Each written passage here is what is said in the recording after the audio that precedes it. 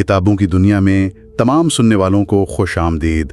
हमने मसनवी मौलाए रूम की एक सीरीज़ शुरू की है जिसमें हमारा मकसद है कि हज़रत मौलाना जलालुद्दीन रूमी रहमतुल्लाह अलैह की गहरी और सबक आमोज़ हकायात को बहुत आसान और सादा उर्दू में समझा जाए, और ये सिलसिले का तीसरा हिस्सा है। जी, और गुफ्तगू शुरू करने से पहले ये वाज़े करना भी ज़रूरी है कि ये जो मवाद है ये सिर्फ तालीमी मकासद के लिए है। ये मसनवी की कोई लफ्ज़ ब लफ्ज़ वजाहत नहीं, बल्कि इसमें जो छुपे हुए जौहर और असबाक हैं उनका एक तज्जिया है, ताकि इन गहरी बातों को आज के दौर में आसानी से समझा जा सके। बिल्कुल, और आज हम जिस हिकायत पर बात कर रहे हैं वो बज़ाहिर तो एक आप कहें कि सियासी साजिश और मजहबी इंतशार की कहानी लगती है, लेकिन इसकी तहों में इंसानी नफ्सियात, ईमान और धोखे के बारे में बड़ी हैरानकुन बसीरत छुपी है। ये कहानी है एक मक्कार वजीर की जिसने एक फलते फूलते मजहब को अंदर से ही खोखला कर दिया। तो चलें इस कहानी को खोलते हैं। एक यहूदी बादशाह था जो ईसाईयत का सख्त दुश्मन था और उसे जड़ से उखाड़ फेंकना चाहता था। तो उसने मंसूबा क्या बनाया? देखें, उस बादशाह का एक वजीर था जो जहानत में तो बेमिसाल था, मगर मक्कारी और फरेब में उससे भी कहीं आगे था। उसने बादशाह को एक इंतहाई खतरनाक एक अजीब मंसूबा पेश किया। उसने कहा, बादशाह सलामत, आप मुझे अवाम के सामने जलील करें, मेरे हाथ, पाँव, कान, नाक सब काट दें और मुझे शहर से निकाल दें। उसका ख्याल ये था कि जब वो इस मजलूम हालत में ईसाइयों के पास पनाह लेगा तो वो इसे एक शहीद और वली समझकर कबूल कर लेंगे। ये तो खुद को अजियत देने वाली बात है। यानी उसने अपनी कुर्बानी को ही अपना सबसे बड़ा वो हथियार बनाया। ये तो बड़ी गहरी नफ्सियाती चाल है। जी बिल्कुल, और ये मंसूबा कामयाब भी हुआ। जब वो कटे हुए आज़ा के साथ ईसाइयों के शहर पहुंचा और अपनी झूठी कहानी सुनाई कि मुझे ईसाई होने की वजह से इस हाल को पहुंचाया गया है, तो इन लोगों ने उसे सर आंखों पर बिठा लिया। वो उनके लिए एक मसीहा और एक जिंदा सबूत बन गया था उनकी हकानियत का।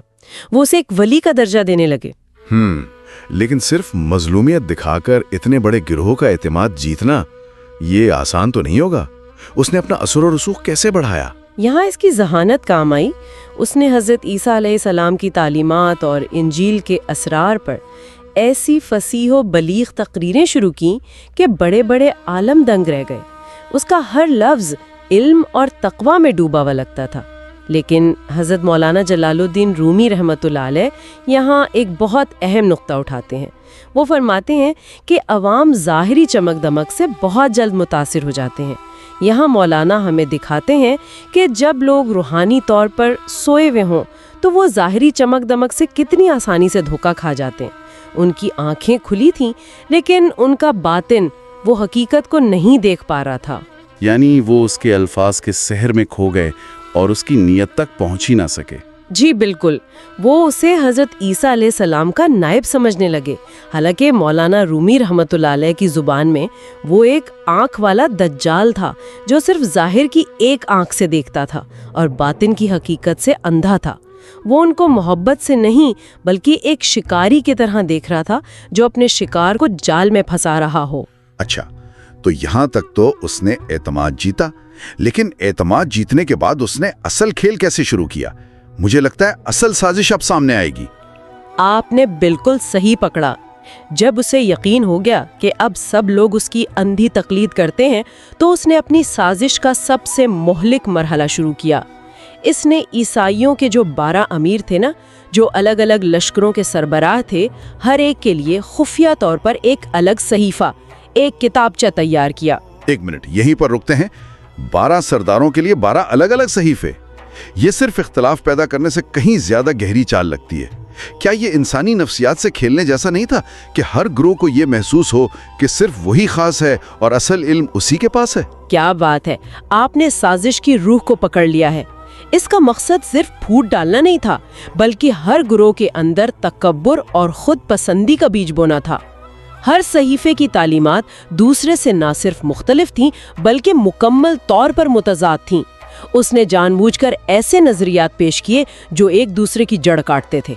मसलन कोई मिसाल दें कि ये तजाद किस नौइयत का था? جی، مثال کے طور پر ایک صحیفے میں اس نے لکھا کہ نجات کا سارا دار و مدار روزے اور زہد پر ہے، یعنی دنیا کو ترک کر دینا ہی سب سے بڑی نیکی ہے۔ جو جتنا زیادہ پھاکا کرے گا اور خود کو تکلیف دے گا وہ اتنا ہی خدا کے قریب ہوگا۔ اور ظاہر ہے دوسرے صحیفے میں اس کا بالکل الٹ لکھا ہوگا۔ بالکل الٹ۔ دوسرے صحیفے میں کہا کہ یہ بھوکا رہنا اور پرہیزگاری سب بیکار چیزیں ہیں، اصل نیکی تو صرف سخاوت اور خیرات ہے، اپنا مال لٹاؤ، بھوکوں کو کھانا کھلاؤ، یہی اصل دین ہے۔ پھر ایک تیسرے صحیفے میں ان دونوں باتوں کو رد کر دیا، اس میں لکھا کہ نہ روزے کی ضرورت ہے نہ خیرات کی، یہ سب دکھاوا ہے، اصل چیز صرف خدا کی رضا پر راضی رہنا اور غیر متزلزل ایمان رکھنا ہے۔ یہ تو ذہن کو مکمل طور پر الجھا دینے والی بات ہے، ایک طرف انتہا پسندی اور دوسری طرف مکمل آزادی۔ اگر ایک صحیفہ کہتا ہے کہ دنیا چھوڑ دو اور دوسرا کہتا ہے کہ دنیا میں رہ کر کام کرو، تو ان دونوں میں سے صحیح راستہ کون سا ہے؟ یا کیا مولانا یہ بتا رہے ہیں کہ یہ دونوں ہی انتہائیں غلط ہیں؟ یہی تو اس کا مقصد تھا، اس نے ہر ایک کو ایک انتہا پر کھڑا کر دیا۔ ایک گروہ کو اس نے کہا کہ صرف عمل ہی سب کچھ ہے، بغیر عمل کے ایمان ایک کھوکھلا دعویٰ ہے۔ دوسرے کو سمجھایا کہ عمل کی کوئی اہمیت نہیں، بس دل میں ایمان کافی ہے۔ یہ دراصل روح اور جسم یا ظاہر اور باطن کی جنگ تھی جو اس نے الفاظ کے ذریعے شروع کر دی۔ اس نے ایک صحیفے میں جبریوں کا عقیدہ ڈالا، مطلب یہ نظریہ کہ انسان مجبور محض ہے اور اس کے اعمال میں اس کا اپنا کوئی اختیار نہیں، اور کہا کہ خدا کے احکامات صرف ہماری کمزوری اور بے بسی دکھانے کے لیے ہیں، ان پر عمل کرنا مقصود ہی نہیں۔ واہ، یعنی ایک گروہ کو مکمل طور پر بے عمل اور تقدیر کا غلام بنا دیا۔ جی، اور اس کے بالکل برعکس دوسرے صحیفے میں لکھا کہ اپنی طاقت کو پہچانو جو خدا نے تمہیں دی ہے، تم مجبور نہیں بلکہ مختار ہو، اپنی کمزوری کا رونا مت رو۔ یعنی ایک صحیفہ دوسرے کے لیے زہر تھا اور اس نے یہ سارے زہر ایک ہی قوم میں گھول دیے۔ انداز بیاں سے متاثر ہو کر اس کی ہر بات پر یقین کر لیتے ہیں، بغیر یہ سوچے کہ اس کے پیچھے نیت کیا ہے۔ اچھا، یہ مذہبی ٹائم بوم نصب کرنے کے بعد اس وزیر نے کیا کیا؟ جب اس نے دیکھ لیا کہ اس کے لگائے ہوئے اختلاف کے بیج جڑ پکڑ چکے ہیں اور ہر سردار اپنے صحیفے کو ہی حتمی سچ سمجھنے لگا ہے، تو وہ ایک غار میں جا کر چھپ گیا۔ اس نے 40 دن تک خود کو بند رکھا اور عبادت کا ناٹک کیا۔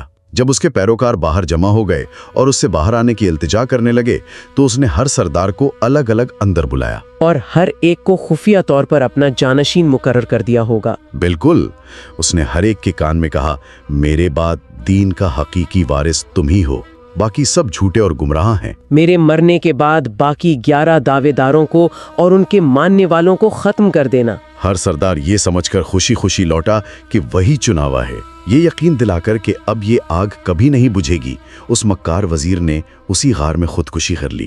اور اس کا نتیجہ تو وہی نکلا ہوگا جس کی اس نے منصوبہ بندی کی تھی۔ اس سے بھی بدتر، اس کے مرنے کے بعد ہر سردار نے جانشینی کا دعویٰ کیا، ہر ایک نے اپنا صحیفہ پیش کیا جو دوسرے کے صحیفے سے ٹکراتا تھا۔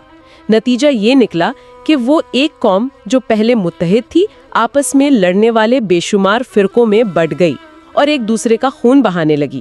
وہ یہودی بادشاہ جو کام تلوار سے نہ کر سکا، اس کے وزیر نے الفاظ اور نظریات سے کر دکھایا۔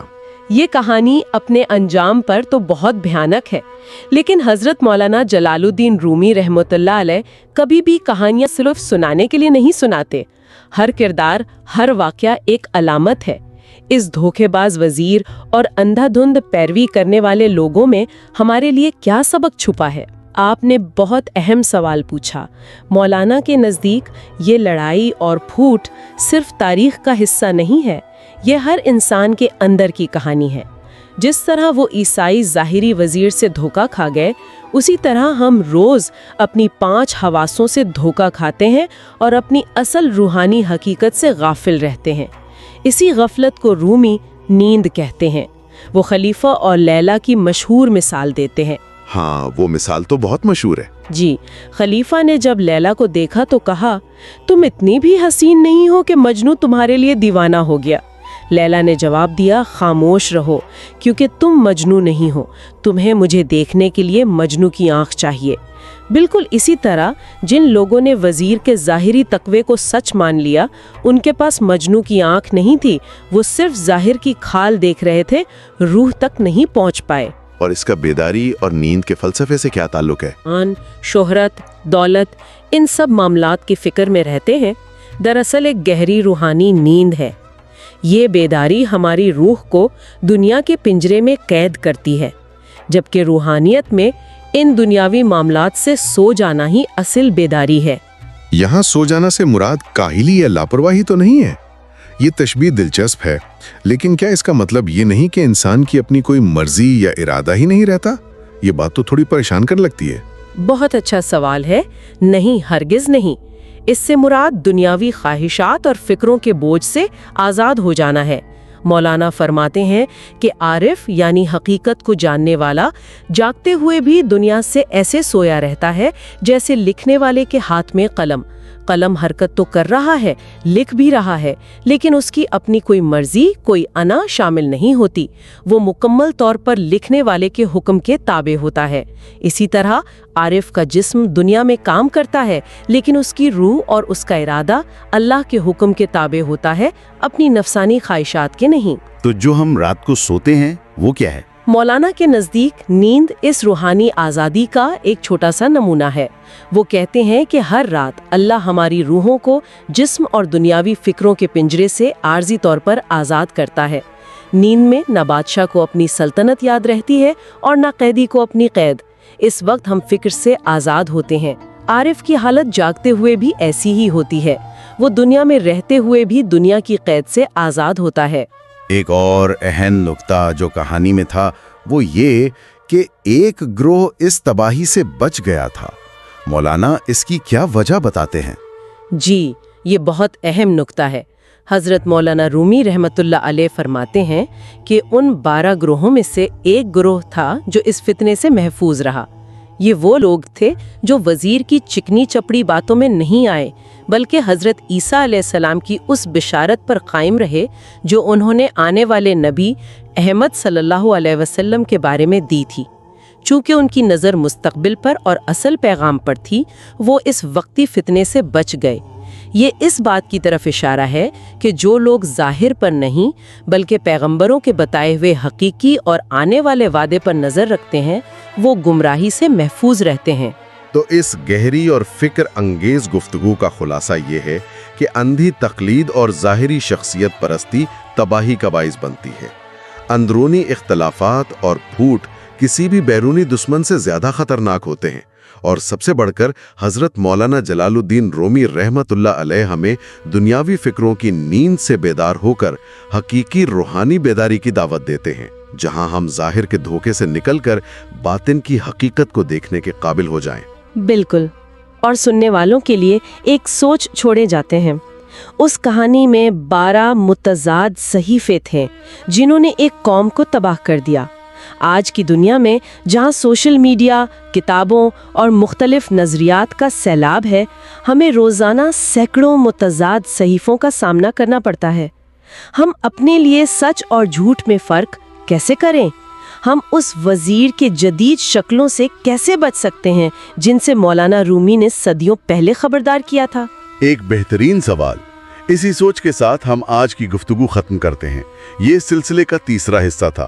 اگلا حصہ بہت جلد اپلوڈ ہوگا انشاءاللہ۔ مہربانی فرما کر اس ویڈیو کو لائک اور شیئر ضرور کریں اور چینل کو سبسکرائب کر کے ہماری حوصلہ افزائی کیجیے۔ آپ کی توجہ کا بہت شکریہ۔